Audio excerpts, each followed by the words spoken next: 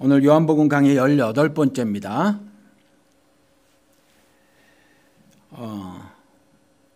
제가 그 레지스 트렘블레이라는 영화 감독이 미국 영화 감독이 있는데 다큐멘터리 제작하시는 분이에요. 이분이 다큐멘터리 영화를 하나 만들으셔서 제가 주문을 했습니다. 뭐 극장에 걸리는 거는 아니고요. 그래서 제가 20불 주고 그 DVD를 하나 샀습니다.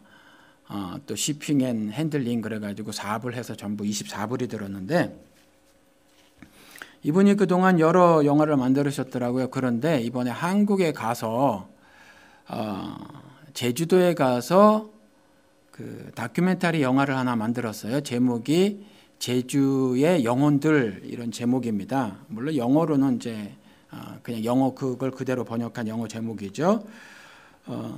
제가 그거를 주문해서 보았어요.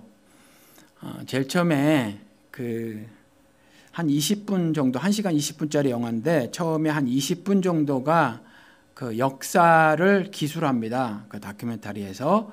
근데 그 어떤 역사를 기술하냐면 제주도에서 있었던 그 4.3 대학살 사건을 기술합니다. 그리고 그 역사를 조명하기를 어떻게 조명하냐 하면은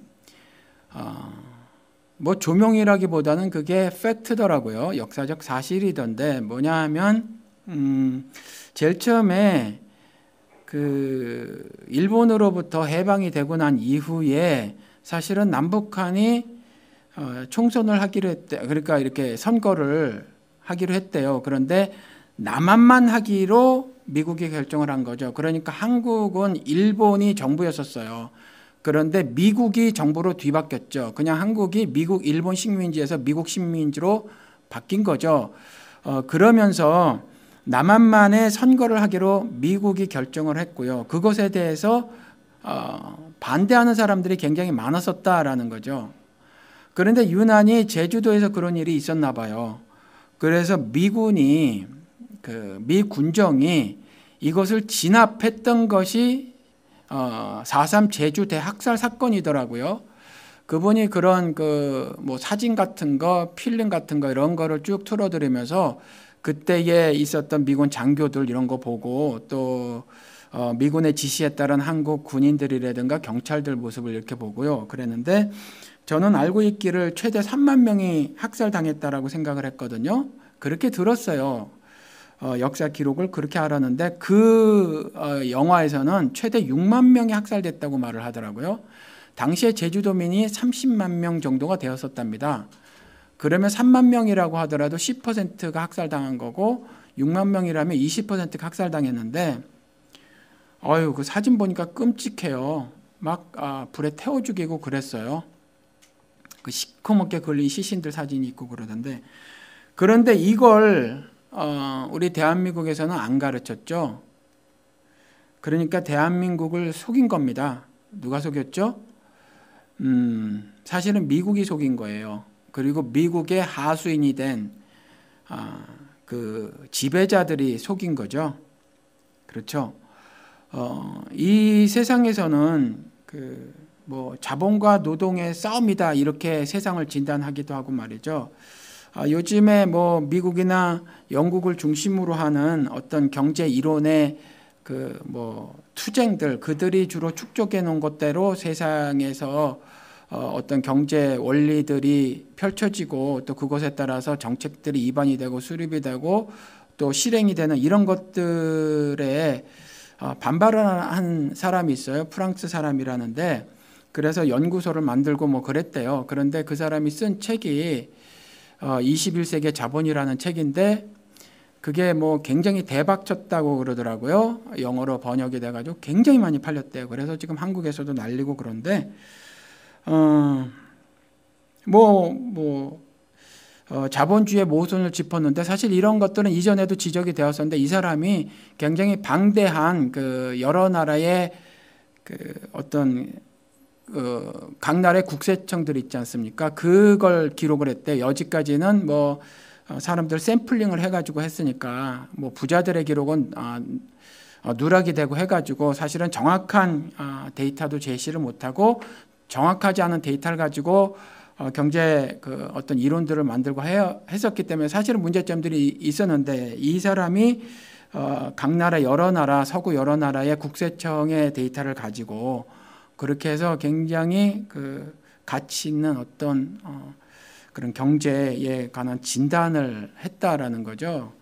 그래서 세상은 이와 같이 지금 자본주의가 세상을 지배하고 있고, 그래서 자본과 노동의 투쟁의 역사로 이렇게 보고 있는데, 우리 성경 기록을 보면요, 그건 그냥 겉으로 드러나는 모습이고 진리와 비진리의 다툼입니다.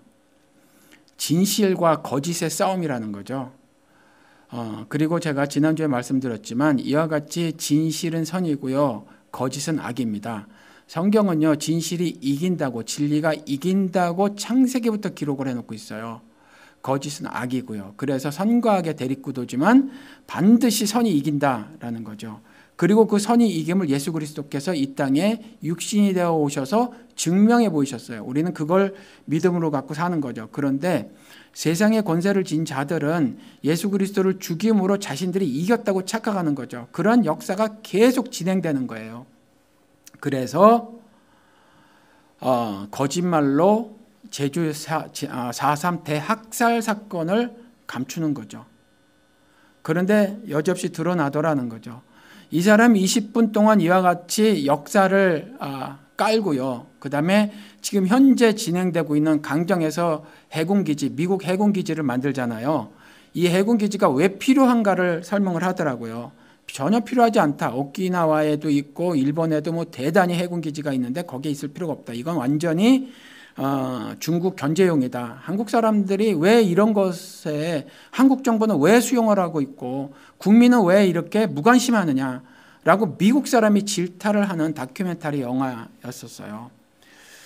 이 영화를 보고 저는 예수를 신앙하는 사람으로 그런 그림이 그려졌다라는 거죠. 다시 한번 여전히 세상은 이와 같이 선과 악의 대립구도고 진리와 거짓의 싸움이구나. 그런데 거짓이 이기는 것처럼 보이는 그러한 형국이지만 여전히 소망을 잃지 않고 살아가야 하겠다라는 거죠. 미국인이 한국인도 관심을 갖지 않는 이런 부분에 있어서 미국인이 나가서 다큐멘터리를 만들고 세상의 진실을 알리고 있다라는 거죠. 그렇죠? 별의별 핑계를 다 댔죠. 유람선과 동시 정박하는 걸 만들겠다 어쩐다. 거짓말 투성이었다는 거죠. 지금 한국 사회가 그래요. 미국 사회도 그렇고. 거짓말 하나 더 말씀을 드려볼까요? 여러분들 그 노동시장의 유연화 아니면 유연성 확보, 이 말이 뭔지 아십니까? 비정규직을 양산하고 그 다음에 그 비정규직을 그냥 그대로 비정규직으로 그대로 두겠다라는 거예요. 그래서 전임 대통령은 그렇게 말했죠. 잡쉐어 이렇게 말을 했죠. 잡이 부족하니까 조금씩 나눠 갖자. 좀 허드렛 일이면 어떠냐. 그런 일도 해라. 자기 아들 시키지. 그렇죠. 남들만 시키는 거죠. 그게 그렇게 좋은 말로 말을 하는 거죠. 그러니까 노동시장의 유연화 아니면 유연성 확보라는 말도 거짓말이에요. 거짓말. 한국은 그 노동자의 절반 이상이 비정규직이라는 거죠. 베네핏 없죠. 언제든지 해고가 돼도 불법이 아니죠. 그래서 법으로는 2년이 지나면 정규직으로 만들어줘야 되는데, 그러니까 계약을 3개월, 6개월 단위로 계속 잘라서 10년이고 20년이고 한대요. 그래서 부주용이라는 영화, 여자 감독이 영화를 만들었는데, 카트라는 영화입니다. 오늘은 이런 이야기, 영화 이야기를 좀 말씀을 드려요. 우리가 사는 세상 이야기니까. 우리 기독교인들만 세상에 눈 감고 있죠. 세상에서는 오히려 더 나은 세상을 만들기 위해서 잘못된 점들을 고발하고요. 그 다음에 좋은 세상을 만들기 위해서 대안을 제시하고 하더란 말이죠. 기독교인들만 무관심하고요. 그냥 나만 잘 살아보겠다고 집단 최면에 걸려서 집단 이기심을 드러내고 있더라라는 거죠. 그렇죠. 그런데 젊은 여자 감독이 카트라는 영화를 만들었답니다. 그래서 지금 아직 개봉이 되지 않았고 시사회만 하고 있는데, 시사회 기간 내내 시사에 참석한 모든 사람들이 눈물을 흘리더라. 이 영화 중에서 장면이 그런 장면이 있답니다. 실제로 오카는 목사님한테 1:1 제자 양육을 코스를 받은 그 교회의 신실하신 장로님께서 주인이신 오너신 회사잖아요. 그렇죠. 그 회사가 그와 같이 파렴치한 행동을 엄청나게 저질렀다라는 거죠. 그렇죠. 그냥 비정규직은 비정규직대로 그대로 내버려 두고 계속해서 짧게 고용을 계약을 하면서 그렇게 임금 착취, 노동 착취를 했다는 거죠. 예수의 이름으로 휴게실 없애고 기도실 만들면서 그와 같이 그렇게 했다는 거죠. 그 장면 중에 이런 장면이 있대요. 손님 중에 진상 손님이 있잖아요. 그렇죠. 진상 떠는 손님들. 뭐 대한항공에서도 그랬다면서요. 내가 누군 줄 알아? 그러면서 라면 끓여와 뭐 그러고 뭐 궁뎅이 만지고 그런 거 막 사건 났죠. 포항제철 누구라며요. 뭐 그런 사람도 있고 이와 같이 진상 손님들이 뭐 좀 졸부들이 막 한국 사회에서 생기니까 도덕 같은 거 윤리 같은 건 정말 땅바닥에 내팽개쳐졌잖아요. 도덕적 해이가 문제가 아니라 도덕의 위기인 사회잖아요. 한국 사회가. 그러니까 돈 좀 가졌다고 진상짓을 하는 사람들이 있는데 그 직원들 있잖아요. 마트의 직원들. 탈의실에서 옷을 갈아입는데 양말을 한 짝을 신고 한 짝을 제대로 못 신은 상태에서 진상 손님을 매니저가 안으로 탈의실로 데리고 들어오고요. 제대로 신지 못한 상태에서 무릎 꿇고 그 진상 손님에게 싹싹 비는 아줌마들 있잖아요. 아줌마가 나오는 장면이 있답니다. 뭐 드라마틱하게 만들었는지 모르지만 실제로는 영화 감독은 말하기를 그냥 영화로 만들었다. 그런데 사실은 실제로 강도는 훨씬 약하다라는 거죠. 그러니까 노동시장에 내몰린 비정규직 노동자들은요, 그거보다 더한 아주 모멸감이 드는, 그렇죠. 그러한 대우를 받고 있다라는 거죠. 그런데 이 노동자가, 여성 노동자가 비는 거예요. 진상 손님에게. 그러니까 자신이 빌고 있는 그 모습이 처참한 거지 않습니까? 기본적인 인권 이런 것들도 여지없이 말살당하는 그런 거거든요. 내 모습이 지금 어떤 건가? 나도 엄마고요. 나도 아내란 말이죠. 나도 저 진상을 부리고 있는 그 졸부와 동일하게 국민의 한 사람으로서 한 표를 행사할 수 있는 주권을 가진 사람인데 그러한 것들을 전혀 말할 수 없다. 그냥 한 부속품처럼 그렇게 살아가야 한다라는 거죠. 내가 나를 못 지키는 사회라는 거죠. 힘을 가진 자들이 이렇게 폭력을 행사하고 있고 그리고 거짓말로 사람들을 호도하고 있고요. 그 다음에 그 배후에는 사탄이 있다라는 거죠. 깨어있지 않으면 그리고 교회 건물 안에서 집단 이기심에 빠져 있어서 그러고 살면요. 하나님이 과연 예배를 드리는 것과 기도를 드리는 것과 그 밖의 모든 신앙 행위에 대해서 합격점을 내리실까? 우리 정말 질문해 봐야 합니다. 오늘 본문 말씀을 보도록 하겠습니다. 38년 된 병자를 고치는 장면이 나오죠. 그렇죠? 여러분 이 기사를 보고 이전에 이 기사에 대해서 어떻게 생각을 하셨습니까? 먼저 성경에 나온 치료, 그렇지. 예수 그리스도께서 이 병자를 치료하시는데 이 치료의 의미를 한번 살펴보도록 하겠습니다.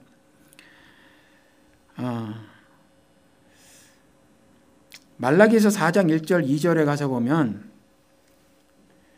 만군의 여호와가 이르노라 보라 극렬한 풀무불 같은 날이 이르리니 교만한 자와 악을 행하는 자는 다 초계 같을 것이라 그 이르는 날이 그들을 살라 그 뿌리와 가지를 남기지 아니할 것이로되 마지막 심판날에 관한 예언이에요. 마지막 날에 관한 예언. 그렇죠. 다 불살라질 겁니다. 그런데 2절에 내 이름을 경외하는 너희에게는 의로운 해가 떠올라서 치료하는 광선을 발하리니 너희가 나가서 외양간에서 나온 송아지같이 되리라. 그러니까 성경에서 말하는 치료는요. 그렇죠. 성경에서 말하는 치료는 이와 같이 구원을 말하는 거예요. 악으로부터 구원해 주심을 말하는 겁니다. 그러니까 성경에 있는 이와 같이 오늘 본문에 나온 것처럼 38년 된 병자를 고치는 치료 기사를 보고 그저 육신의 질병을 치료해 주세요라고 누가 만약에 이 성경 구절을 이용하면 여러분들 그런 사람과는 멀리 하시고 그런 메시지들은 잘못됐다라고 생각을 하셔야 한다는 거죠. 그렇죠? 그리고 예레미야서 가서 보면요. 예레미야서 51장 9절에 가서 보면 우리가 바벨론을 치료하여도 낫지 아니한즉 버리고 각기 고향으로 돌아가자. 그 화가 하늘에 미쳤고 궁창에 달하였음이로다. 바벨론이요, 큰 음녀로 상징이 되지 않습니까? 그렇죠. 옛뱀으로 상징이 되잖아요. 그 바벨론을 치료라는 단어를 썼단 말이죠. 그 악한 세상을 치료하려고 하여도 낫지 아니하더라. 그렇죠. 이 치료의 의미가 그렇다라는 말이에요. 그리고 또 하나 찾아보도록 하겠습니다. 7장 호세아서 7장 1절. 내가 이스라엘을 치료하려 할 때에 에브라임의 죄와 사마리아의 악이 드러나도다. 그들은 거짓을 행하여 안으로 들어가 도둑질하고 밖으로 떼지어 노략질하며. 그러니까 그들의 삶의 모두를 통해서 이와 같이 악한 일을 저지르더라라는 거죠. 그 이스라엘을 치료하려고 하더라. 여기서도 치료가 보면 우리가 정말 육신적인 질병을 얻었는데 치료한다라는 말이 아니죠. 그러니까 성경에서 말하고 있는 치료는 이와 같은 의미라는 걸 여러분들이 아셔야 합니다. 치료의 의미. 그렇죠. 제가 먼저 그 영화 2편을 말씀을 드리면서 한국 사회가 이렇게 병들어 있고요. 그래도 이 병들어 있는 거 사실 한국 사회만이 아니죠. 제가 그 프랑스 경제학자를 이야기를 하면서 지금 그 프랑스 경제학자의 21세기 자본이라는 책이 대박이 터지면서 말이죠. 오바마 행정부에서도 그 행정부 안에서도 말이죠. 어떤 경제 어떤 한국 같으면 어떤 무슨 수석회의 어떤 뭐가 있대요, 기구가. 거기에서 그 사람을 초청을 해서 강의를 듣고요. 그래서 정책을 입안하더라라는 거죠. 그러니까 지금 온 세상이 이와 같은 모습이에요. 굉장히 부주의한 일이 벌어지고 있는데 이 사람이 21세기 자본에서 지적하고 있는 것은 뭐냐면 그 분배가 공정하지 않게 벌어지고 있다. 이것은 이전부터 지적을 하고 있어요. 저는 개인적으로 이렇게 사실은 속으로 생각을 하고 살았었습니다. 경제학자들 나보다 경제 몰라 이러고 생각하고 살았어요. 여러분들 경제학자들이요, 여러분들보다 경제 몰라요. 그들이 경제 정책을 경제학자라든가 아니면 행정부에 있는 그 경제부 같은 거 있잖아요, 각 나라에. 이 사람들이요 일반인들보다 경제를 몰라요. 이 사람들 다 잘 먹고 잘 사는 사람들이거든요. 우리는 알아요, 금세. 그냥 마켓만 가봐도 알아요. 근데 그 간사한 사람들은 경제하고 경기는 다른 용어입니다 이렇게 얘기를 해요. 경기가 얼어붙었다라는 말은 경제가 꼭 침체되었다는 말은 아니다. 요따구로 말을 한단 말이죠. 그런데 우리는 알아요. 마켓만 가봐도 알아요. 알죠? 우리가 더 경제를 잘 알아요. 그런데 저는 그렇게 생각을 하고 살아가요. 그런데 어찌 보면 그들이 더 잘하는 건지도 모르죠. 다 알면서도 그런 경제 정책들을 입안하고 수립하고 그걸 실행하는지 몰라요. 점차 자신들이 가지고 있는 부를 더 축적하기 위해서 그러는지 모르죠. 그렇죠. 그래서 만들어낸 말이 낙수효과라는 거죠. 우리가 잘 먹고 잘 살아야 너희들한테 떨어질 것이 있어. 그런데 그것이 거짓말인 것이 판명이 됐단 말이죠. 그렇죠. 그들은 절대로 부를 그 밑으로 흘려보내지 않죠. 그렇죠. 여러 차례 말씀을 드린 것 같은데 미국도 오바마가 9천억을 누구한테 줬어요? 재벌들한테 줬어요. 일반 민중에게 돌아가지 않았어요. 다수 미국인들에게 그 돈이 한 푼도 안 왔어요. 재벌들에게 갔어요. 그렇죠. 그래서 재벌들을 살리면 낙수효과라고 우리들도 잘 먹고 잘 살게 될 것이라고 그랬는데 거짓말이라는 거죠. 우리는 그와 같이 거짓을 일삼는 그런 사탄의 꼭두각시 노릇을 하는 그 사람들을 지적해야 돼요, 우리 예수쟁이들은. 그렇죠. 그래서 지금 온 세계가, 한국도 포함해서 이와 같은데, 그래도 세상에서는요, 이런 경제학자도 나오고요, 한국 사회에서는 그와 같이 부정이라는 영화 감독이 나와서 사회 이와 같은 부주의한 면들을 고발하더라. 그리고 그 레지 스트램블레이라는 다큐멘터리 미국 영화 감독은 대안까지 제시를 하더라. 원인 분석하고요, 이와 같이 거짓이 있었으며, 그래서 이와 같은 일은 하면 안 된다라고 하는 건강한 대안까지 제시하더라. 그런데 기독교인들은 안 하더라. 사회가 이와 같이 악하게 되고 그 사회에서 내가 분리돼서 살지 않고 그 안에서 섞여 사는데도 불구하고 눈 감고 귀 막고 살고 있더라. 그리고 솔로몬의 말처럼 그와 같은 학대를 감수하더라. 그냥 감수하고 사는 거죠. 그래서 한국에서 얼마 전에 또 그 60대 어르신이 자살했어요. 그렇죠? 계속 죽이는 사회라는 거죠. 뭐 기초연금 주는 것도 20만 원도 자기가 대통령 되려고 거짓말하고 그거 안 주니까 어떡해요? 먹을 게 없는데. 너무 먹을 게 없어 굶어 죽어가는 자신이 비참하니까 차라리 죽어버리는 겁니다. 이와 같은 사회거든요. 그러니까 우리는 교회 건물 안에 모여서 복 달라고 소리치면요, 하나님이요 정말 오호 통제라 하신다라는 거죠. 그렇죠. 그래서 이와 같이 치료를 원하신단 말이에요. 치료를 원하시는 거예요. 이와 같이 치료가 그 옛뱀이라고 하는 거, 큰 음녀라고 하는 그 바벨론도 치유하시기를 원하셨다라는 거죠. 이 기록을 보니까. 우리가 바벨론을 치료하려고 하였는데도 불구하고 낫지 않더라. 낫기를 원치 않는 거죠. 왜요? 원하지 않는 겁니다. 하나님의 치료 상관없다는 거죠. 그냥 나는 여기서 흥왕하고 잘 살고 있는데 그러고 사는 거란 말이죠. 그리고 그와 같이 흥왕됨을 바라서 기독교계 안에서도 하나님의 의, 거룩함 이런 건 관심이 없고 번영하고 물질적인 복 받는 것만 그렇게 관심을 보이는 거죠. 요한계시록 22장 2절에 가서 보면 길 가운데로 흐르더라 강 좌우에 생명나무가 있어 12가지 열매를 맺되 달마다 그 열매를 맺고 그 나무 잎사귀들은 만국을 치료하기 위하여 있더라. 이제 치료에 성경에서 치료라는 단어를 썼었을 때 치유하는 기사가 있었을 때 목적이 뭔지 아시겠죠? 그 의미가 뭔지. 그렇죠. 그리고 그러면 하나님께서 이와 같이 치유를 하시길 원하시는데 치료를 하시길 원하시는데 치료 대상자는 누구냐? 조금 전에 읽어드린 그 본문에서도 우리가 알 수 있지만 좀 더 살펴보면요. 구체적으로는 뭐냐면 하나님으로부터 갈라진 자들 있지 않습니까? 하나님으로부터 갈라진 자. 그래서 자기들이 왕국 세우고 자기들이 법 만들고 제도 만들고 해서 자기들의 왕국살이를 사는 그 자들 있잖아요. 하나님의 통치를 벗어나서 사는 그 자들을 사실 치료하기를 원하시는 거예요. 이사야서 59장 2절에 가서 보면 오직 너희 죄악이 너희와 너희 하나님 사이를 내었고 너희 죄가 그 얼굴을 가리워서 너희를 듣지 않으시게 함이니. 이렇게 말이죠. 이렇게 죄가 하나님과 사이를 갈라놔 버렸다는 거죠. 그러니까 하나님하고 갈라진 자들, 이 자들을 사실은 치유하기를 원하시는 게 하나님은. 그렇죠. 그냥 안 버려두시는 거예요. 이런 거랑 동일하죠.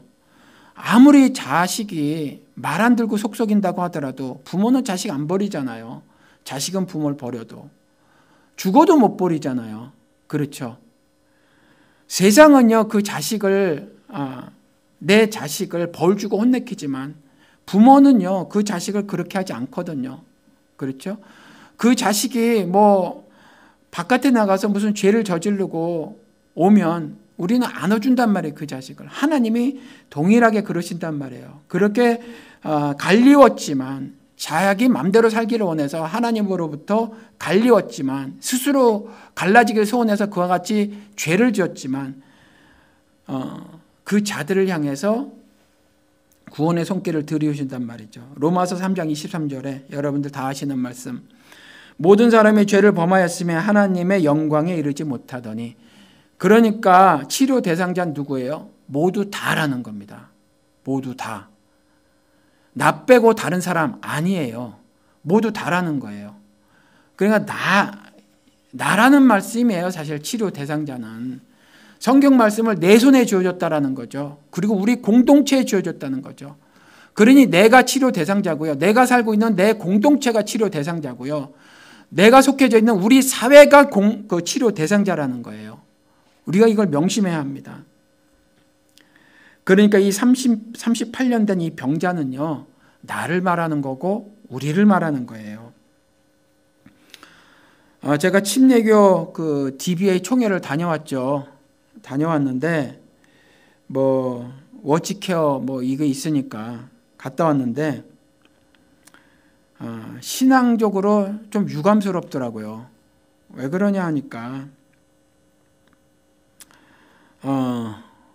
뭐 정말 말 잘하는 사회자가 나와서 꽉 찼대. 다 거의 다 목사님들이죠. 목사님들인데 꽉 찼던데, 아니면 목사님이 그게 교인 좀 데려갔고 그랬을 텐데, 그러면 중직이란 말이죠. 그런데 사람을 잘 웃기시더라고요. 웃기시면서 이렇게 저렇게 말씀을 하시고, 그런데 이제 각각 그 주요 인사들을 소개를 하는 겁니다. 그리고 어떤 분이 기도를 이렇게 하세요. 그리고 또 찬양팀이 나와서 찬양을 하는 겁니다. 그래서 뭐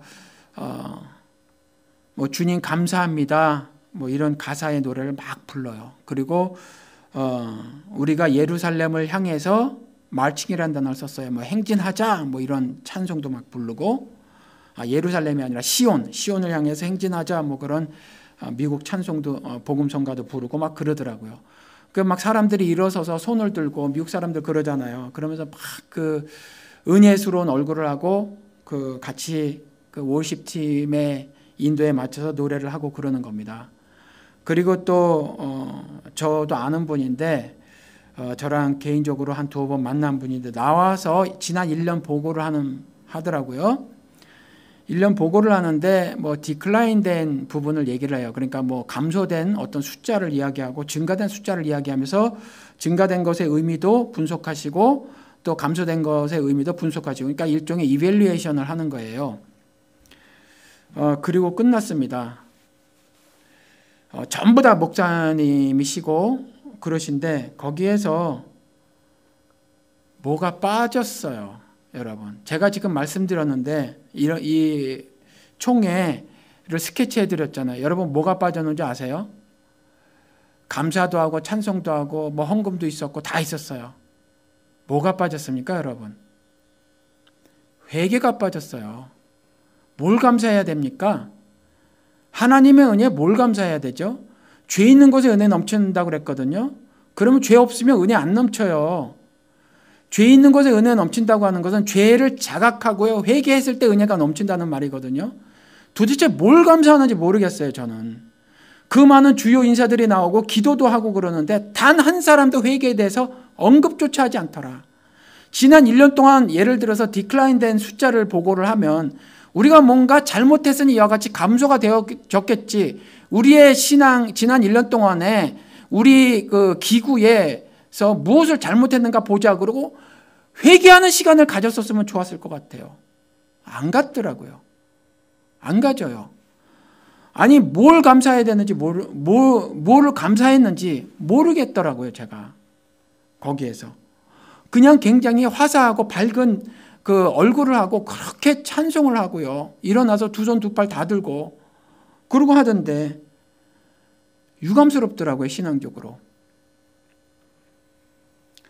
이 사람들이 전부 다 38년 된 병자들이라고 생각이 듭니다, 저는. 이 DBA 총회에 참석했던 모든 목사들이 치료받아야 할 병자라는 생각이 든다는 거죠. 여러분들, 하나님으로부터 갈라진 자들의 운명이 어떻게 되는지 아십니까? 데살로니가 후서 1장 8절 9절 읽어드릴게요. 데살로니가 후서 1장 8절 9절. 하나님을 모르는 자들과 우리 주 예수의 복음을 복종치 않는 자들에게 형벌을 주시리니 이런 자들이 주의 얼굴과 그의 힘의 영광을 떠나 영원한 멸망의 형벌을 받으리로다. 이렇게 기록을 하고 있습니다, 여러분들. 그렇죠. 우리는요, 지금 이 38년 된 병자만도 못하고 인생 살아요. 그렇죠? 이 사람은 예수가 누군지도 몰랐어요. 예수가 누군지도 몰랐는데 그래도 혹시나 하는 기대에 그냥 지나가면서 한 말이죠. 저 연못에 물이 동할 때는 거기에 제일 먼저 들어가는 사람은 어떤 병이든지 낫는데 나는 이렇게 거동을 하지 못하는 사람이어서 맨날 다른 사람들이 새치기 해서 나는 낫지 않습니다. 이렇게 말을 해요. 그래서 혹시 이 사지가 멀쩡한 예수라는 사람이 나를 재빠르게 안고 가서 확 던져주면 그럼 낫지 모르겠다 하는 어떤 막연한 기대 가지고 그런 말을 한 거거든요. 그렇죠. 지푸라기라도 잡는 심정으로 치유를 기도를 하는데, 치료를 바라고 있는데 우리는 치료를 바라지 않는다라는 거죠. 그렇죠? 목사든지 중직이든지 교인이든지 치료를 바라지 않아요. 정말 굉장히 모순된 일들이 진행되고 있는데 그것에 대해서 관심조차 쓰지 않아요. 근데 나는 그 안에서 살고 있거든요.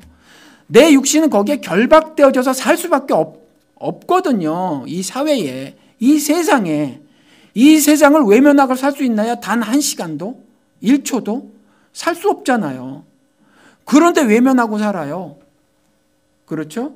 그러면서 그냥 교회 와서 복 달라고 그렇게 때를 쓴단 말이죠.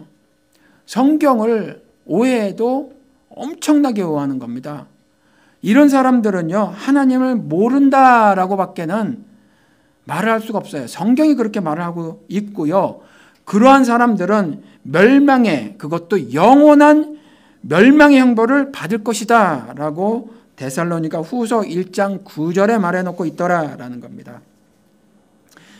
이와 같이 이 치료 대상자에게 치료를 행하시는 기록이 오늘 본문 말씀이에요. 이 본문 말씀. 그러니까 이 38년 된 이 사람 하나 고쳐주셨잖아요. 거기에 굉장히 많이 있죠. 예수가 편애하시는 사람인가요? 그러니까 여러분들 이 치료 기사를 보고 육신의 질병을 낳았어 라고 해석을 하면 안 돼요. 그러면 다른 사람들 다 고쳐주셨어야 옳지요. 다 고쳐주셨어야. 그냥 어차피 죽을 목숨이에요. 다. 그거 고쳐줘도 죽는단 말이죠. 그런 것들 때문에 예수 그리스도께서 이 땅에 오신 게 아니에요. 그런 것들이 하늘 뜻이 아니라는 거죠. 그래서 하나 딱 찝는 거죠. 샘플링 하는 거예요. 자, 이 샘플을 가지고 하늘 뜻을 전하는 거예요. 예수 그리스도께서. 그리고 그걸 기록으로 남겨주시는 거죠. 그리고 이 기록으로 남겨주시면서 이 기록을 통해서 하늘 섭리를 깨달아라 라는 거예요. 나는 치료하기를 원한다라는 거죠. 그리고 이 치료의 의미는 이것이다 라고 말을 하는 거예요. 그리고 치료 대상자는 너희들 모두다. 너희들 모두다라고 말을 하고 있는 거예요. 그렇죠. 그 기록이라는 거죠. 이 베데스다 연못은요, 칼빈 주석을 제가 찾아봤거든요. 그랬더니 그렇게 말을 하고 있더라고요. 실제 했던 연못이다. 이렇게 말을 해요. 그런데 모르죠. 아무도 몰라요. 이거는 그냥 성경에 기록이 되어져 있으니까 믿음으로 이렇게 말을 한 것 같은데, 성경은요, 제가 누차 말씀을 드렸지만 경전이에요.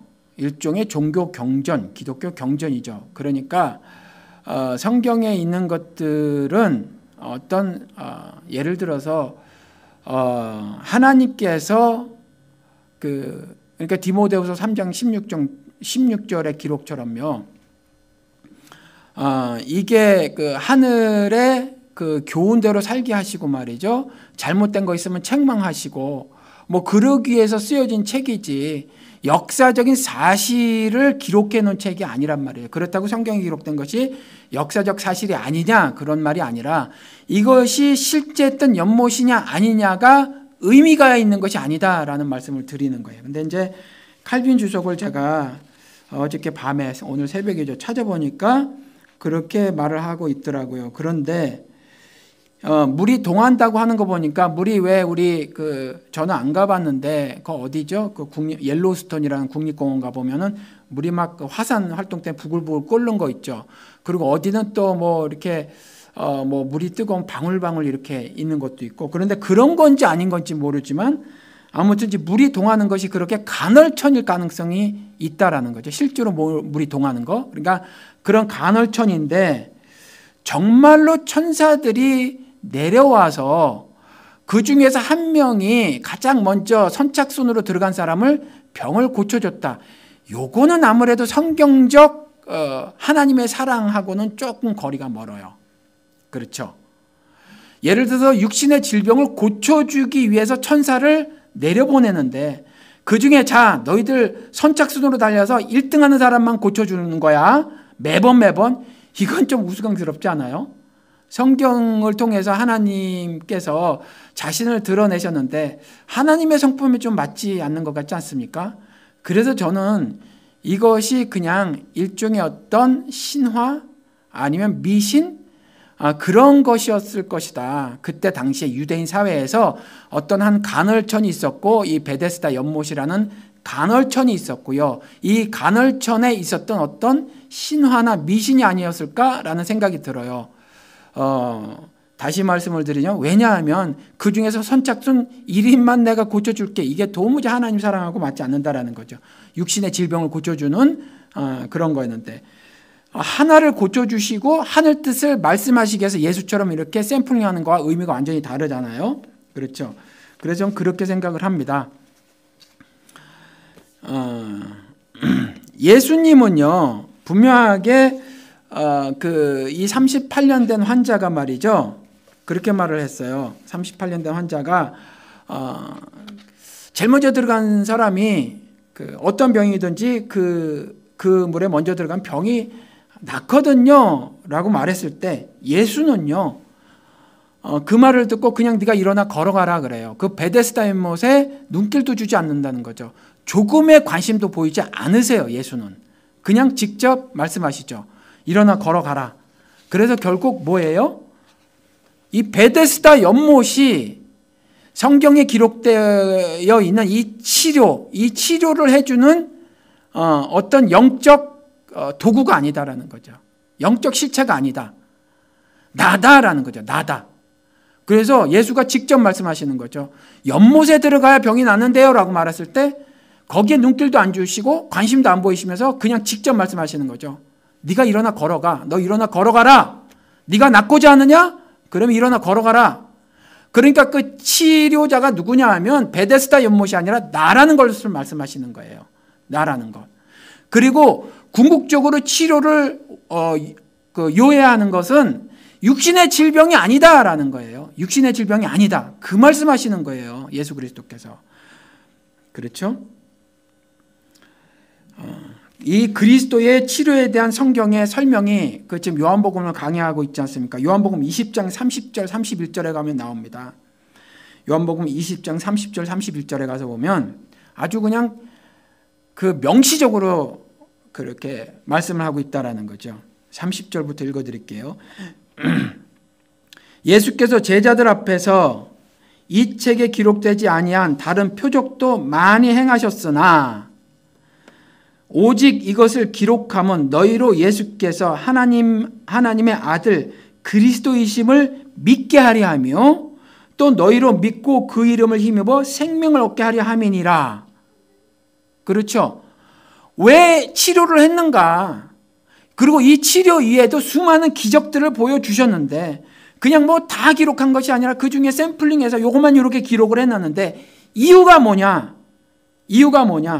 너희들이 이 예수라는 인간이 다니엘서 7장 13절에 기록된 인자, 사람의 아들로 온 이 육신으로 온 이 사람이 사실은 마리아와 요셉의 아들이 아니라 하나님의 아들이다, 즉 신이다라는 것과 메시아, 즉 그리스도이신 구세주이심을 믿게 하기 위해서 이와 같이 치료를 하셨던 것이다.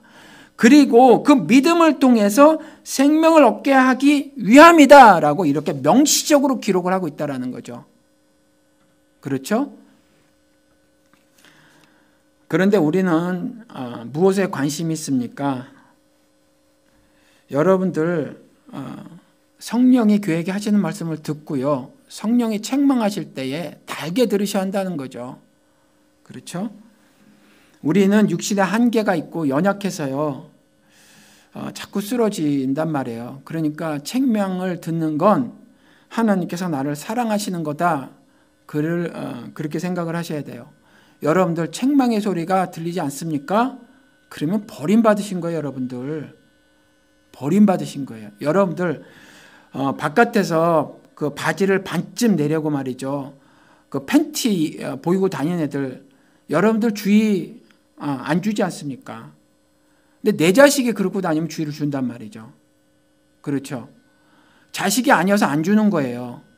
그러니까 이렇게 하나님께서 책망하지 않으시면요, 그냥 하나님하고 관계가 없어서 그래요.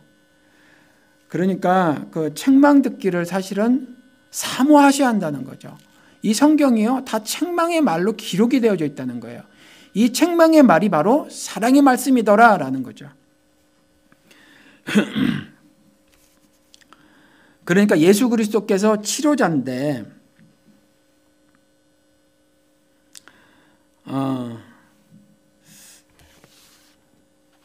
이 예수 그리스도께서 이 치료를 언제 하셨냐 하면 하필이면 안식일 날 하셨다는 거죠. 하필이면 안식일 날 하셨어요. 그런데 우리 마태복음 12장에 가서 보면 안식일의 주인도 예수 그리스도죠. 예수 그리스도의 제자가 뭐 밀밭에 있는 곡식을 따먹었든지 주워 먹었든지 그랬더니 바리새인들이 와서 고발을 하잖아요. 그랬을 때 예수님께서 말씀하시죠. 안식일의 주인은 나다. 그러니까 안식일뿐만이 아니에요. 모든 율법들 있잖아요. 율법을 너희들이 도대체 왜 지키니? 라는 거예요. 도대체 왜 지키니? 그렇죠? 우리도 그래요. 정말 교회를 왜 나옵니까 도대체? 신앙생활을 뭐로 하는 거죠? 주객이 전도됐어요. 어떨 때는 예수가 빠진 신앙생활을 하더라라는 거죠. 교회 건물을 왜 짓죠? 성경은 왜 읽어요? 기도는 왜 하고 찬송은 뭐로 합니까? 우리의 일상은 왜 살아요? 주 7일 24시간씩 사는 건 왜 살죠? 예수님께서 말씀하시는 거예요. 너희들이 율법에 빠져서 율법의 판단대로 살지만 사실은 그 율법의 주인 역시도 나라는 거죠. 나를 위해서 율법이 만들어졌다라는 거예요. 나를 위해서. 그렇죠? 그게 신명기 6장에 가서 보면요. 하나님께서 그 6장 1절서부터 5절까지 보면 이스라엘에게 규례를 주시거든요. 법과 규례를 주시면서 후손 대대로 이 법과 규례를 전달하고 가르치고 지키게 하라 이렇게 말씀을 하세요. 그러면서 그 법과 규례를 주신 목적을 설명하고 있어요. 6장 1절하고 5절 제가 읽어드릴게요. 가운데 건 빼고. 이는 곧 너희 하나님 여호와께서 너희에게 가르치라고 명하신 명령과 규례와 법도라. 너희가 건너가서 차지할 땅에서 행할 것이니. 그렇죠. 중요한 거는요, 읽는 게 아니에요. 그렇죠. 읽기만 해서는 안 돼요. 가슴으로 느끼기만 해서는 안 돼요. 그래서 우리 목사님 말씀 좋아. 이것으로 그치는 건 무효예요. 그래서 너희가 건너가서 차지할 땅에서 행할 것이니 행해야 한다라는 거죠. 절대적으로 중요해요. 이것이. 행할 것이니 이 명령과 규례와 법도를 행할 것이니 5절에 너는 마음을 다하고 뜻을 다하고 힘을 다하여 내 하나님 여호와를 사랑하라. 이게 규례와 법도와 하나님께서 하신 그 명령의 목적이에요. 그렇죠. 중간에 2절, 3절, 4절 뺐지만 쭉 연결되면서 그렇죠. 목적이 5절에 기록되어 있다는 거죠. 마음을 다하고 힘을 다하고 뜻을 다해서 네 하나님 여호와를 사랑하라. 이 사랑하게 하시기 위해서 법도를 지켜라. 내 명령을 지켜라. 이 규례를 따라 살아라. 그렇게 행하고 살아라 라고 말씀하신 거예요. 그렇죠? 그러니까 배고파서 먹었는데 율법에는 안식일날 일하지 말라고 했으니까 너 정말 잘못하는 거지 라고 지적하는 건 사랑이 빠진 거잖아요. 그렇죠?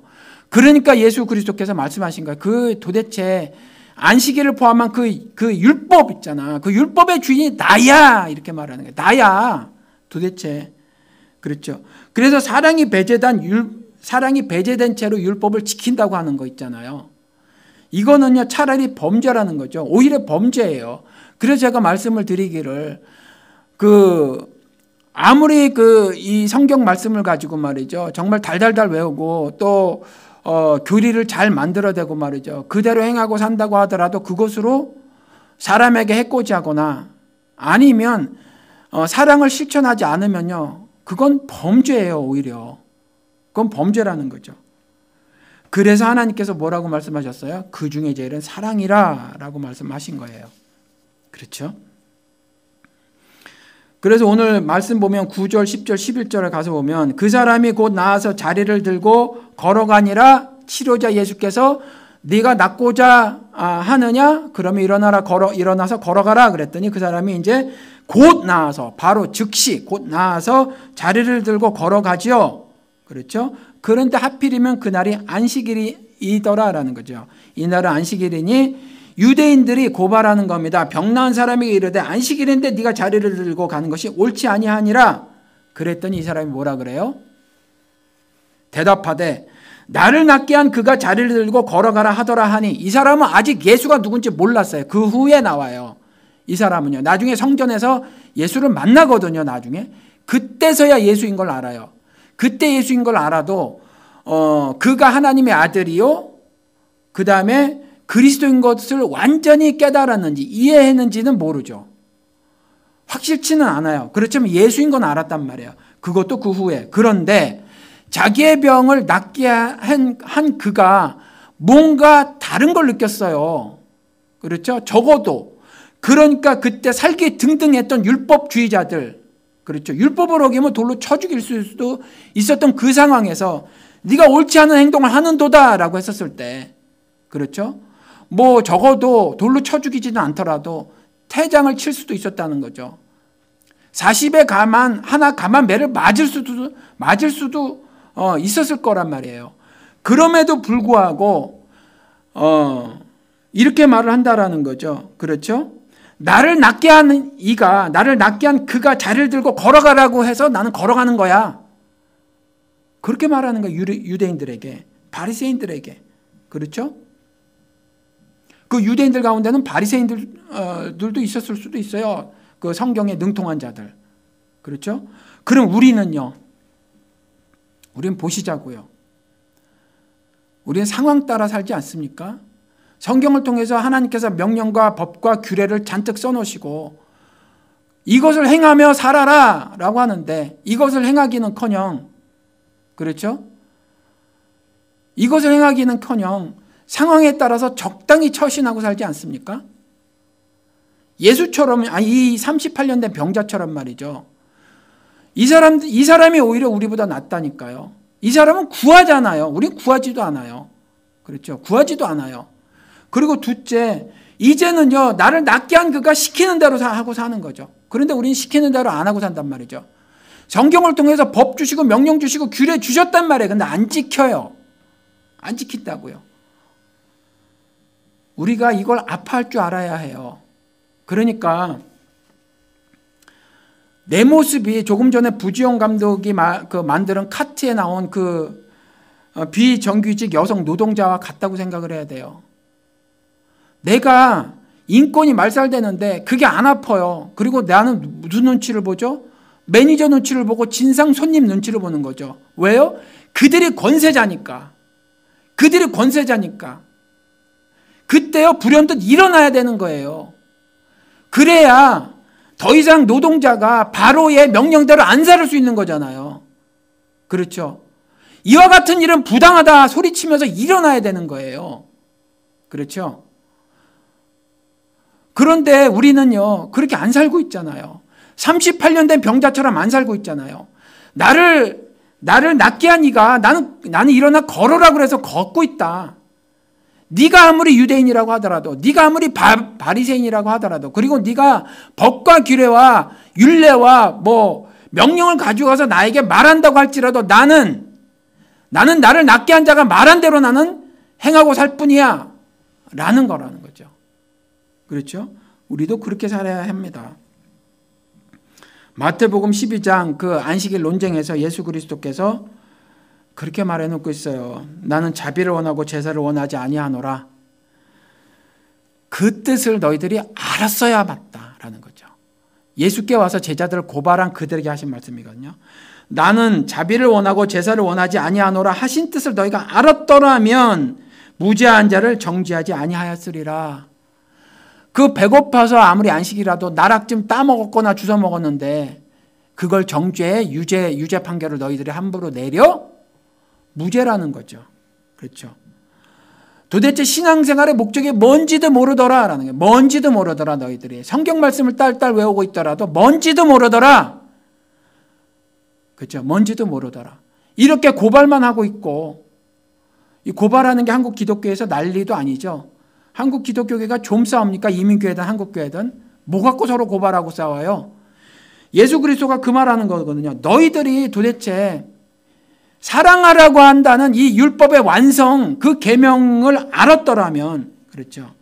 너희가 알았더라면 이와 같이 서로 고발하고 살진 않았을 텐데, 서로 고발하고 살진 않았을 텐데, 나는 자비, 즉 사랑을 원하는데 너희들은 제사, 즉 율법대로 행하고 사는구나. 그렇죠. 사랑 빠진 자비가 빠진 율법적인 삶을 살고 있구나. 그러니까 너희들은 내 뜻을 모르는 거야. 말씀을 통해서 해놓은 이 하늘 뜻을 모르고 사는 거야 라고 말을 하고 계시는 거예요. 그렇죠?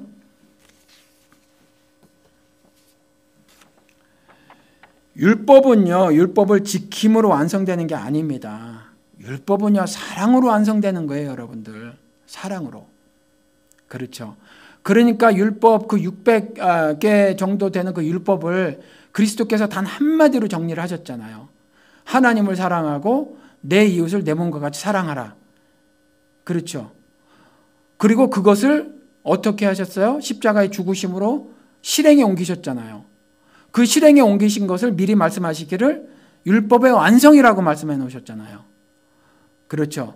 그리고 그와 같이 내가 죽은 것처럼 너희들 십자가를 지고 너희들 골고다 언덕을 올라가서 그와 같이 죽는 삶을 사는 것이 율법을 완성하는 삶이야 라고 말씀해 놓고 계시고, 로마서에서 구체적으로 말씀해 놓고 계시잖아요. 이웃사랑이 그 사랑이란다. 율법의 완성이란다. 이렇게 말씀해 놓고 계시잖아요. 그렇죠. 그러니까 율법의 완성은요, 사랑으로 하는 거지, 그 율법을 법조문으로 알아서 그걸 하나하나 지켜 내 감으로 완성하는 게 아니라는 거예요. 그렇죠. 그래서 사랑이 배제된 율법 지킴은요, 조금 전에 말씀드린 것처럼 오히려 범죄다라는 겁니다. 여러분들, 오늘 본문 말씀을 통해서 그리스도께서 전하신 메시지가 너무나도 분명합니다. 너무나도 뚜렷해요. 현대를 살아가는 우리들 38년 된 병자라는 거죠. 그렇죠? 정말 교인들 가운데 저는 상당수가 오늘 본문 오늘 읽어드린 말씀 가운데 하나님을 모르는도다, 데살로니가 후서에 있는 말씀처럼 하나님을 모르는 것처럼 보인다는 거죠. 38년 된 병자를 치료하시는 거예요. 여러분들, 예수 그리스도께 아뢰시기 바랍니다. 설사 방법을 모르잖아요. 그래서 베데스다 연못에 들어가면 내가 날 줄로 생각하잖아요. 그래서 그렇게라도 매달리셔야 된다는 거죠. 그렇게라도 매달리셔야 원래 치료하려고 하셨던 그 치료를 여러분들에게 하시더라라는 거예요. 그러니까 그것을 명심하시고요. 오늘 이 본문 말씀을 통해서 너무나도 뚜렷하고 분명하게 전달하시고자 했던 그 하늘 메시지를 여러분들이 잘 깨달으셔서 오늘부터라도 여러분들 정말 신자다운 모습을 회복해서 사시고, 그래서 하나님과 동행하심으로 여러분들이 이 땅에서 살아도 정말 신자로서 멋지고 아름답고 또 거룩한 삶을 사시기를 주님의 이름으로 축원을 드립니다. 기도하시겠습니다.